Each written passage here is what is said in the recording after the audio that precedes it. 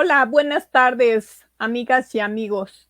Nuevamente, por mi conducto, la Asociación Mexicana de Docencia e Investigación Transdisciplinaria tiene el gusto de invitarlos a la sección de nuestros cursos que estamos impartiendo periódicamente. Esta vez le toca a la licenciada Armenia Gerlain Ortiz Velázquez. Nos va a impartir un curso acerca del aroma de los vinos.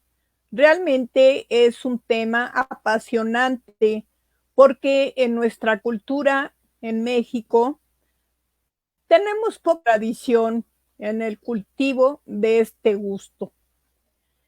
Es importante destacar que el curso que inicia mañana por la tarde noche, ella ya les dará mejores, va a tener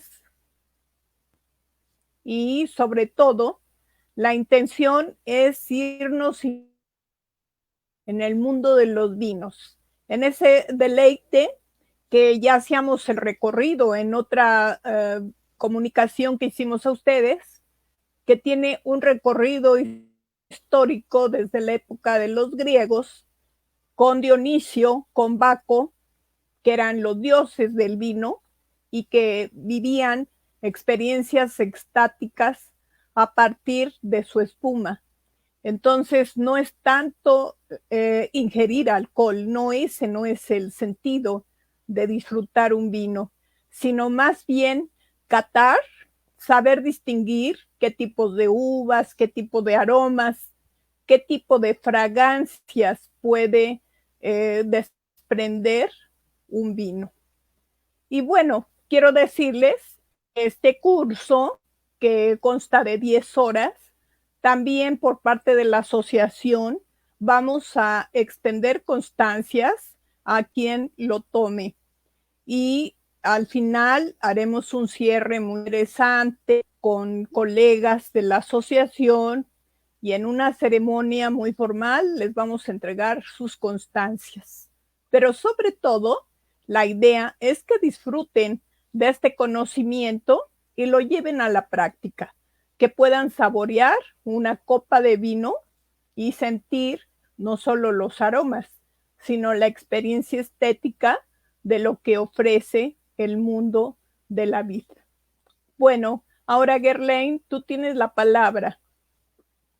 Gracias. Hola, buenas tardes a todos. Pues bienvenidos a esta transmisión, que es la segunda transmisión que hemos hecho para platicar un poco acerca del tema de los aromas del vino. Asimismo, bueno, pues hoy vamos a platicar de un tema muy interesante que llegaremos a tocar dentro de nuestro taller que comienza el día de mañana, de 7 a 9 de la noche. Y bueno, esperemos que tengan la apertura para poder conocer un poco más acerca de la cultura del mundo del vino. México está aperturando su mercado a nivel internacional y bueno, ahora tenemos grandes vinos que nos han destacado dentro de los concursos mundiales de Bruselas, en donde, bueno, hay vinos que están comparadas con que si fueran franceses y, bueno, realmente quien ganaron las medallas son vinos mexicanos, ¿no? Tanto de tintos como de blancos. Entonces, es un tema sumamente interesante. ¿Por qué? Bueno, porque todos los que nos dedicamos al estudio del vino, tanto sommeliers como enólogos, como los mismos chefs que tienen la realización de lo que son las cenas maridaje o los maridajes que se realizan en los restaurantes a nivel internacionales como nacionales. Bueno, pues esto nos permite a conocer un poco más de todas las culturas y todo lo que nos quiere transmitir el vino en cuestiones de las regiones vinícolas en donde se elaboran, ¿no? Bueno, pues tenemos que darnos una idea que para poder entender un poco el vino, tenemos que entendernos a nosotros mismos, desde a partir de las percepciones, de cómo concebimos el olor y cómo lo registramos. Como lo habíamos platicado anteriormente, el hecho de decir percibo un aroma es qué nos va a expresar el vino cuando nosotros lo aperturamos. No es lo mismo que me exprese la misma calidad aromática un vino joven que un vino de gran reserva o un vino que ya estamos hablando de años de añejamiento, ¿no? Obviamente hay muchos caracteres que determinan este tipo de estructura de acuerdo a los aromas. Hablemos desde las barricas, nuevamente, del tipo de barrica, el tipo de tostado de la barrica, que nos va a dar un determinado aroma para cada tipo de vino. Asimismo, tenemos que identificar cómo vamos a originar, cómo se va a originar el aroma, ¿no?, del vino que nosotros vamos a percibir. Entonces, esta serie de elementos que nosotros estamos platicando lo iremos desarrollando a través de este curso de 3 días, en donde haremos prácticas y teóricas, donde nosotros primero vamos a entender qué es cada uno de los conceptos para poderlo aplicar posteriormente, ya sea por el material que vamos a utilizar y así poder entenderlo, ¿no? Muchos de nosotros no tenemos muchos registros de muchos aromas debido a que no tenemos la conciencia de hacernos de qué es cada elemento, ¿no? La mayoría de las personas desconocen ese el registro, a lo mejor lo tienen inconscientemente, pero no ubican cómo se llama o de dónde proviene o por qué proviene. Nosotros vamos a hablar, por ejemplo, del tema de los suelos, el cual es un factor determinante dentro de la elaboración del vino, porque hay una diversidad de suelos que nosotros manejamos. En especial los enólogos son los que se dedican a determinar qué tipo de suelos son los más aptos para que la vid pueda crecer y sobre esto se pueda desarrollar el tipo de vino que quieren obtener. Entonces, vamos a hablar de de los suelos arcillosos, limosos, calcáreos, volcánicos, limosos en ese aspecto que son cerrados o abiertos, la estructura en cómo es la filtración de la lluvia en el tipo de suelo que nos permitirá, ya sea tenemos una influencia mineral o un poco más fuerte en cuestiones del sabor, ¿no?, del crecimiento de la vida. Entonces, todas estas características no son tan fáciles de explicar de una manera si no estamos en campo, ¿no? Pero no es necesario. El mismo vino nos lo va expresando a partir de cómo lo vayamos entendiendo y lo vamos probando. Pero lo primero que tenemos que hacer es seleccionar algo que nosotros podamos entender y sobre eso que a nosotros tenemos el registro de ciertos caracteres, ¿no? Entonces, en este sentido, también el suelo tiene mucho que ver con la climatología, la posición geográfica de la tierra, las inclinaciones, incluso hasta lo que nosotros llamamos las horas sol. Las horas sol son toda la cantidad de sol que le puede dar a la inclinación de la composición de la tierra donde está la vid, en este caso el cultivo. No es lo mismo que esté inclinado o que esté en laderas o que esté en terrazas. O sea, la cantidad de sol que nosotros proviene, ya sea del norte o del sur, o de acuerdo a las corrientes del viento, también nos van a determinar mucho cómo es la evolución de la planta de la vid. Y asimismo, esto nos va a dar una cierta característica de aromas que nosotros vamos a encontrar. Entonces, Oye, yo tengo una pregunta, Gerlain. En un momento dado que yo quiera servir un vino a la mesa, ¿tú me puedes decir con qué platillo lo puedo combinar? Porque me imagino que no es lo mismo tomar un pescado y un vino tinto, tal vez haga por ahí cortocircuito. Entonces, de seguro van a salir estos temas porque a muchos de nosotros nos interesa acompañar un platillo con un buen vino. Pero para saber qué es un buen vino, pues es necesario que tú nos expliques justamente de dónde proviene, de qué edad es, de qué barrica procede, o qué sé yo, ¿no? Pues, qué sé yo, preguntas que se me ocurren a mí y probablemente al público. Y bueno, pues la idea precisamente es explicar que el mundo del vino tiene que ver con no solo con los aromas, sino con la historia, porque de repente, si nos ponemos a estudiar un poco de literatura y de historia de los griegos, nos vamos a encontrar con que en el mundo de los es algo sagrado, como algo de primer orden, y entonces la cultura griega nos va mostrando que no es lo mismo tomar un vino X o Y, sino saber y disfrutar el aroma. ¿No es así, Sí, bueno, en este sentido podemos hablar Gerlain? que el maridaje es lo que nosotros llamamos que es el matrimonio, ¿no? De la bebida con los alimentos. Realmente es lo que significa un maridaje. Existen diferentes tipos de maridaje a los cuales nosotros debemos entender que es a partir de la elaboración del platillo. O sea, hay maridajes de seguimiento y los maridajes de contraste. En algún momento sí platicaremos de este tema dentro del taller, pero bueno, no va a ser de los temas prioritarios. Sin embargo, sí es importante que los conozcamos, ¿no? Entonces, el maridaje contraste a ciencia cierta, pues es identificar casi todos los aromas y sabores contrarios a un platillo.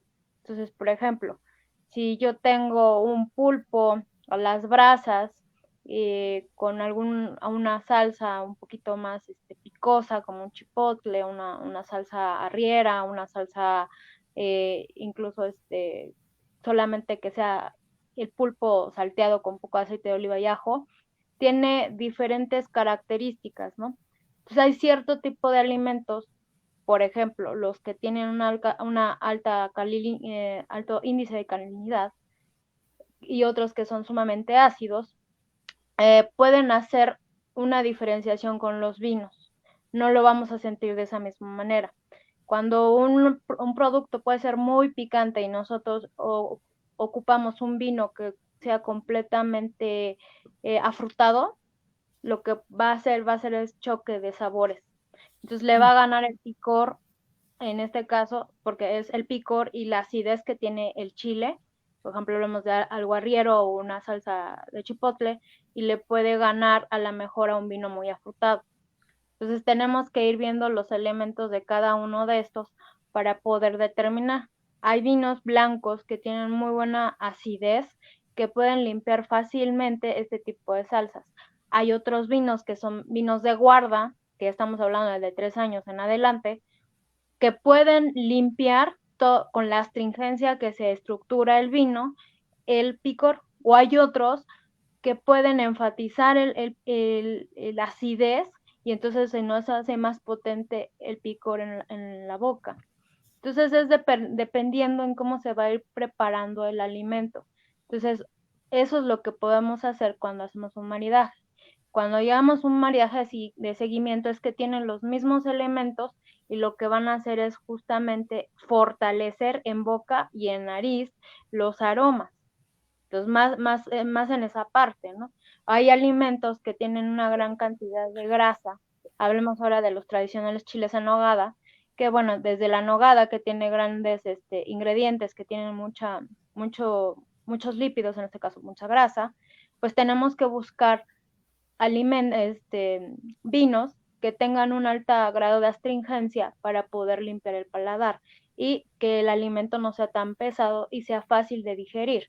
Entonces, eso es lo que tenemos, que son algunos puntos que son importantes observar, experimentar y entender para saber cómo hacer un buen maridaje. La realidad es que el tema del maridaje es muy complejo porque cada persona tiene una percepción muy diferente de los alimentos, de las sensaciones y del concepto en sí mismo. Entonces, dentro del taller vamos a platicar justamente del concepto de qué es una sensación y cómo se provocan las sensaciones a partir de toda la parte estructural de los cinco sentidos, porque obviamente pues hay un registro complementario. Entonces, asimismo, también vamos a hablar del tema del gusto, ¿no?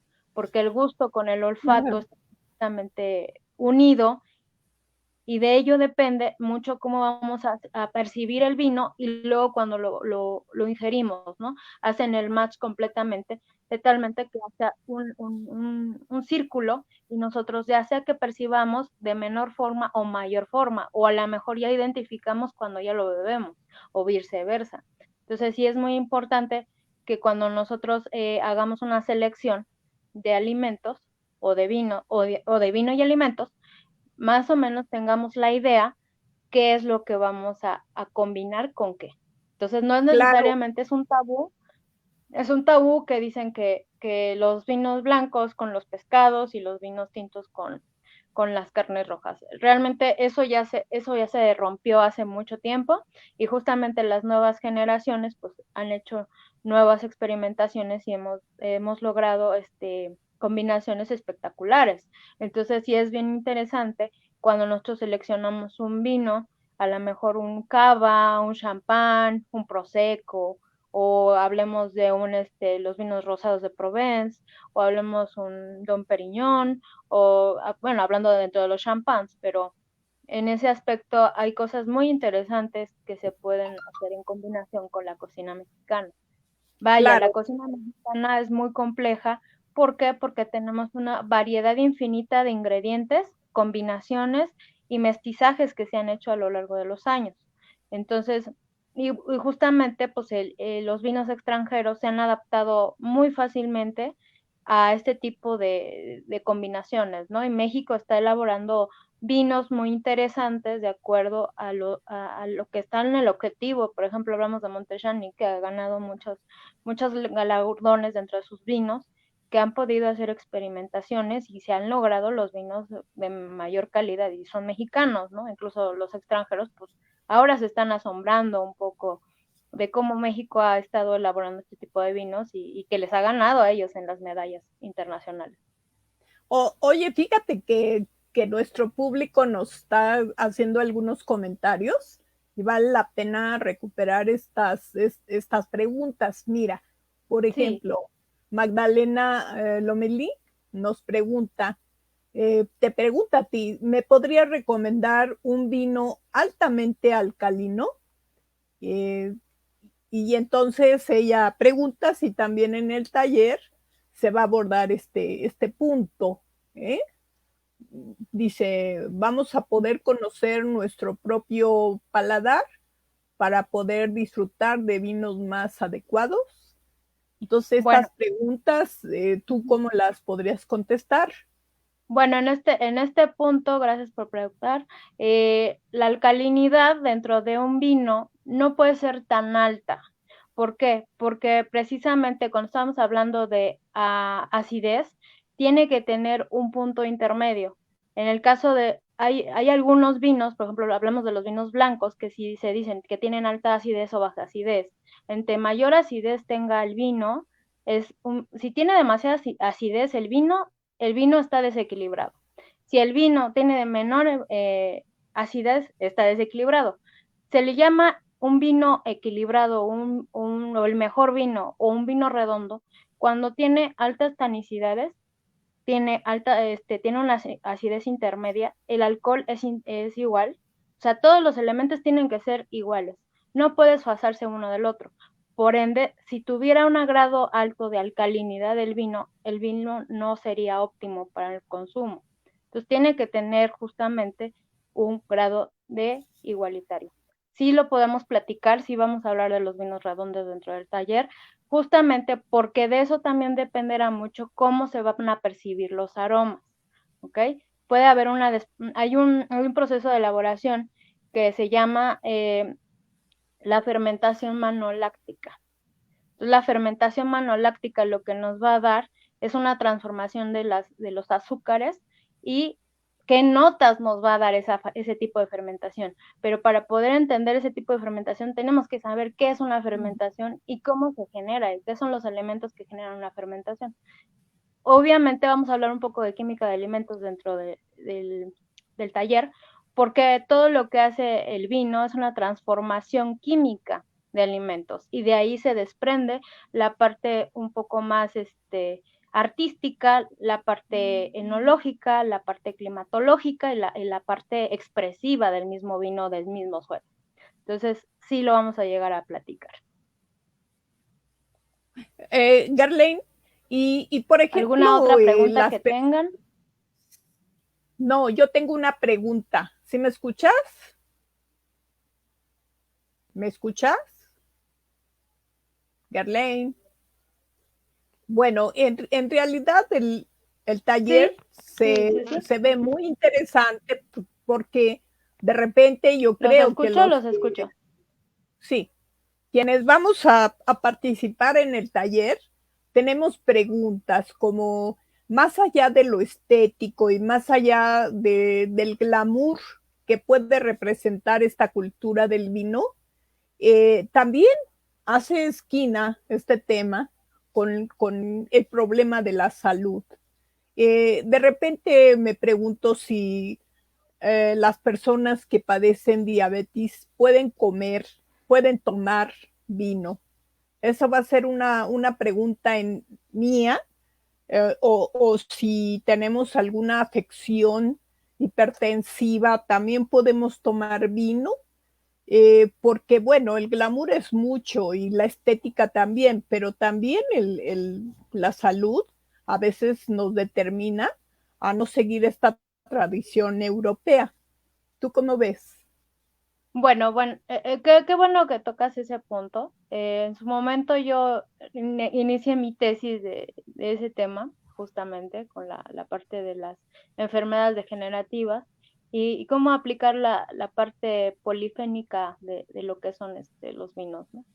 Bueno, hablemos de que finalmente la hipertensión, así como la diabetes y algunas otras enfermedades, pues sí, al ser degenerativas, pues deconstruyen la parte interna, ¿no? Del DHL que tenemos nosotros, ¿no? O los grasas.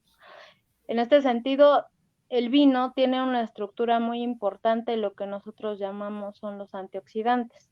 Los antioxidantes los que nos permiten en el cuerpo es justamente prevenir enfermedades de este tipo.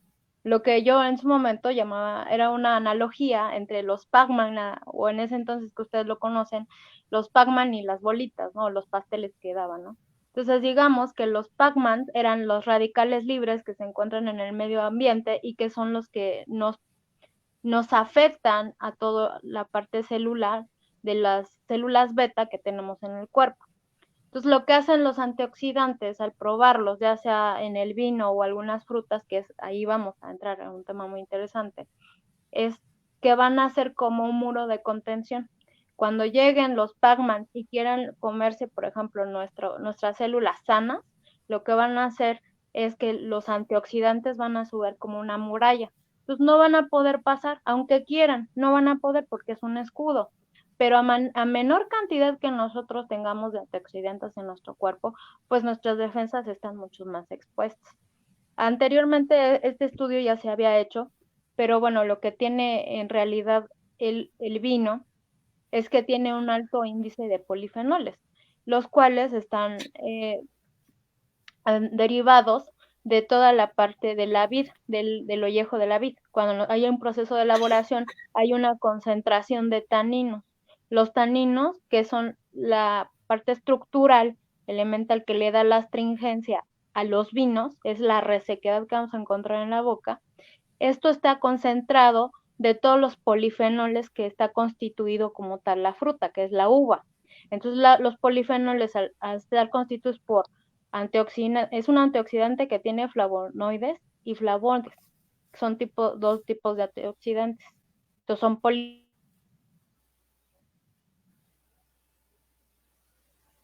¿Sí? O sea, es un tema muy interesante, porque quiere decir que también con el vino podemos resolver parte de nuestros problemas de salud. Y entonces, si se van a tocar estos temas, pues a mí me parece más interesante porque va más allá de disfrutar un vino y saber con conciencia que me va a ayudar para mi propia salud. Sí, por eso en Europa la mayoría de las personas sufren menos de este tipo de enfermedades. ¿Por qué? Porque tienen una dieta mediterránea. La dieta mediterránea está constituida de vino, de pescado y de aceite de oliva y de verduras. Nosotros no tenemos ese tipo de alimentación. Nuestra alimentación está basada en las grasas y en los picantes, o sea, todos los carbohidratos. Entonces, estamos hablando que por eso aquí hay un índice de obesidad y un índice de enfermedades degenerativas degenerativas que nos llevan a serios problemas y probablemente con el propio vino A la pudiésemos charcutería. combatir mucho Sí, de lo que nos está afectando, ¿no? entonces Eh, aquí la idea es que la mujer, por ejemplo, puede tomar 2 copas diarias, ¿no? 2 copas diarias, ya sea de vino blanco o de vino tinto, durante la hora de la comida, o uno en la comida y uno en la cena. Entonces, en las mujeres embarazadas solamente son 3 onzas de vino blanco lo que puede tomar. Entonces, no más. ¿Por qué? Porque el vino blanco tiene menos concentración alcohólica que el vino tinto. Entonces, en ok, esta parte es importante también dosificarlo. O sea, no porque me tome yo una botella diaria me voy a curar, ¿no? O sea, eso es un absurdo, porque finalmente el vino tiene cantidades alcohólicas. Entonces hay que saberlo dosificar y usarlo como si fuera agua, pero como nuestra constitución cultural no está hecha a partir del vino, sino algunas de tequilas, de fermentadas como la cerveza, pues obviamente es diferente la concepción. Pero también tanto con el tequila como el mezcal, como todo lo que son nuestros destilados mexicanos, pues también nos permiten tener una mejor vida saludable, pero todo tiene que ver con la dosificación y el consumo de esto.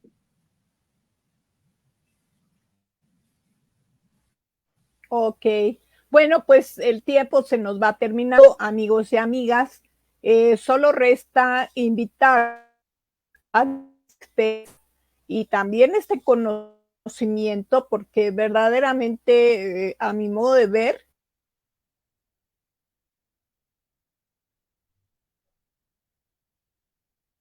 eh, de azúcar pueda tener un vino. Ah, Sí, en esa parte antes de que terminemos, los niveles las concentraciones de azúcar que se va a ver en un vino dependerá mucho del proceso de elaboración que tengan y el reposo, ¿no? Entonces eso lo hablaré, eso sí es un tema muy, muy interesante y es muy largo, pero sí les puedo decir que lo vamos a platicar dentro del taller. Yo los invito el día de mañana, 22, martes 22, a las 7 de la noche, para que se inscriban al taller de aromas, la otra mirada del vino, que vamos a impartir. Aquí te dejamos el correo electrónico, que es guerlain36@gmail.com. Te dejamos mi número telefónico, que es el 55 32 07 92 81, y nuestra cuenta bancaria. Entonces, los invitamos a que vayan a conocer un poco más y se diviertan en estas dinámicas que vamos a tener, porque obviamente esto no es como ir a la escuela, ¿no? Entonces aquí vamos a tener actividades interesantes, lecturas y algunos otros materiales que nos permitirá tener mayor apertura de conocimiento acerca de este tema, ¿no? Y obviamente pues también para que nosotros nos relajemos con el tiempo y podamos hacer mejores elecciones en alguna cena o o incluso para ir en el súper y comprar uno y tomártelo en la tarde para ver una película, ¿no? Entonces, aquí solamente vamos a ver este tipo de temas y más adelante, pues ya tendremos otros cursos que ya serán más profundos acerca del tema del vino. pues les agradecemos mucho, amigas, esperamos su asistencia. Mañana empieza el taller. Hasta pronto. Muchas gracias. Adiós. Excelente día. Bye.